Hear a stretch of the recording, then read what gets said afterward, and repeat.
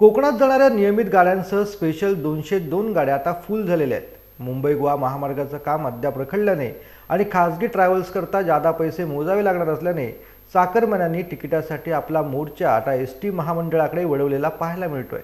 चाकरमान्यांना एसटीचे तिकीट मिळत असले तरी महामंडळाच्या जुन्या गळक्या आणि मोडकळीस आलेल्या बसमधून प्रवास करावा लागणार आहे. त्यामुळे चाकरमान्यांना चिंता लागली आहे. मुंबई ठाण्यातून मोठ्या संख्येने चाकरमानी गणेशोत्सवाकरिता कोकणात जातात. मुंबईच्या लोकसंख्येच्या सुमारे 25% चाकरमानी आहेत. मुंबई आणि शहरातून गणेशोत्सवाकरिता सुमारे 3 ते 3.5 लाख चाकरमानी कोकणात जातात. यंदा 7 सप्टेंबरला गणरायाचं आगमन होणार आहे. त्याआधी 2 दिवस कोकणात पोहोचण्यासाठी चाकरमानी धडपडतात. परंतु कोकणात नियमितपणे जाणाऱ्या सर्व रेल्वे 3 ते 7 सप्टेंबर दरम्यान फुल झाल्यात.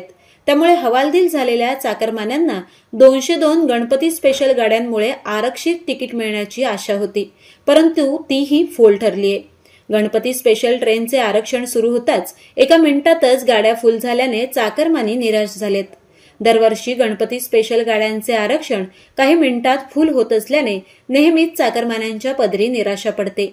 रेल्वेचे तिकीट मिळत नसल्याने चाकरमान्यांनी आता एसटीच्या प्रवासाला प्राधान्य दिलंय. रेल्वेनंतर कोकणात गणेशोत्सवाकरिता एसटी महामंडळ सर्वात जादा गाड्या चालवते. यंदा महामंडळाचे 3.5 ते 4 हजारांपर्यंत गाड्या चालवण्याचं नियोजन आहे. परंतु या सर्व गाड्या राज्यातील एसटीच्या विविध आगारांतून मागवण्यात येत आहेत. या गाड्यांची स्थिती फारशी चांगली नसते. मध्य रेल्वेने वेटिंग तिकिटावर प्रवास केल्यास प्रवाशाला पुढील स्थानकावर उतरवण्याची कारवाई केली जाते. गणेशोत्सवात कोकणात जाणाऱ्या गाड्यांचे तिकीट मिळत नसल्याने अनेक प्रवासी वेटिंग तिकिटावर प्रवास करतायत. या प्रवाशांची संख्या खूप मोठी आहे. त्यामुळे या प्रवाशांवर रेल्वे कारवाई करणार का असा प्रश्न आता चाकरमानी करतायत. मुळातच रेल्वे जादा वेटिंगचे तिकीट देते का असा सवाल प्रवाशांनी उपस्थित केलाय. तिकीट कन्फर्म होईल इतपतच वेटिंगची तिकिटे विकली तर अशी कारवाई करण्याची वेळच येणार नाही असं रेल्वे प्रवाशांकडून बोललं जातंय.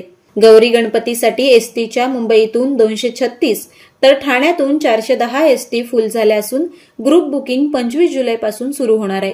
या गाड्या रायगड, रत्नागिरी आणि सिंधुदुर्ग करिता आरक्षित झाल्या आहेत. मुंबई ठाण्यातून कोकणात एसटीच्या रोज 150 पेक्षा जास्त गाड्या धावणार आहेत. ब्युरो रिपोर्ट, माझे कोकण.